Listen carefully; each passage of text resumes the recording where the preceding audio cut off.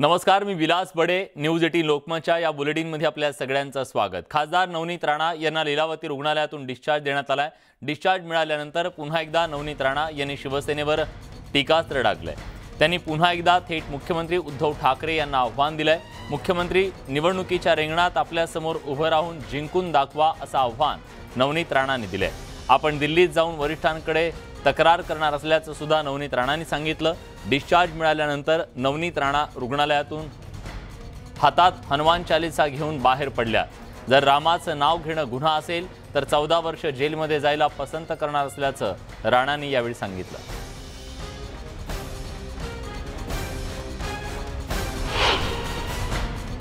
आणि मी त्यांना चॅलेंज करते उद्धव ठाकरेजींना की तुमच्यामध्ये जर दम असेल तर तुम्ही लोकांमध्ये या, लोकांमध्ये निवडून दाखवा आणि त्यांच्या विरोधात मी उभी राहीन. त्यांनी मतदारसंघ निवडावं.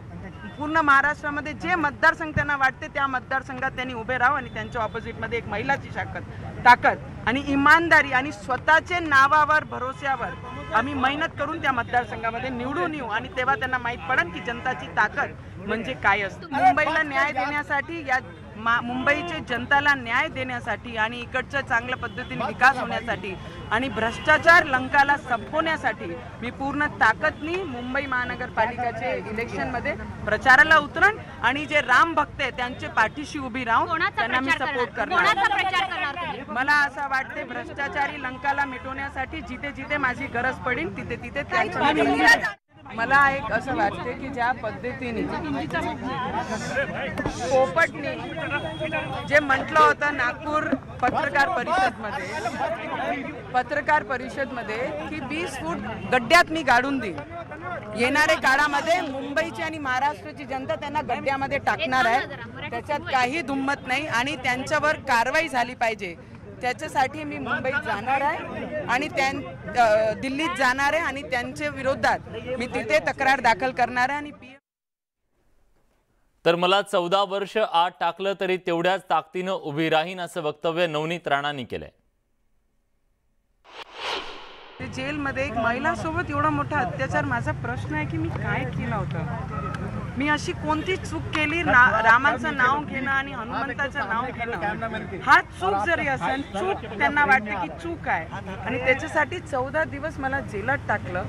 तर मी त्यांना एक सांगू इच्छित आहे की जर देवाचं नाव घेणं आणि हनुमंताचं आणि श्रीरामाचं नाव घेणं चुकीचं आहे तर 14 दिवस मला थांबू शकत नाही. 14 वर्षही जर मला आतमध्ये टाकलं तर तेवढीच ताकदीने मी बाहेर उभी राहून निखरून येणार आहे. मला कोणी दाबण्याचा काहीच प्रयत्न करू नये. दरम्यान जो कोणी नकली भावानं अयोध्येत जात असेल त्यांना प्रभू श्रीराम पावणार नाहीत असा टोला शिवसेनेचे नेते संजय राऊत यांनी लगावलाय.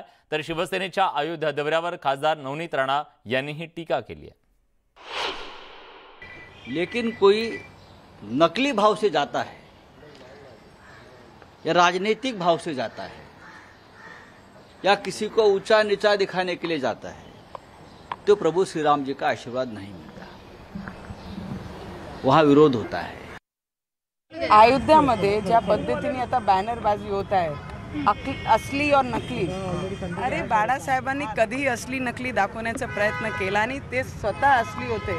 आता ही परिस्थिती शिवसेनावर आहे की असली कोण आणि नकली कोण दाखवण्याची बारी या परिस्थितीमध्ये उभी आहे. पण राम भक्त त्यांना हे उत्तर देणार आहे. असली जे होते ते चालले गेले आणि नकली सगळे खाली राहिले.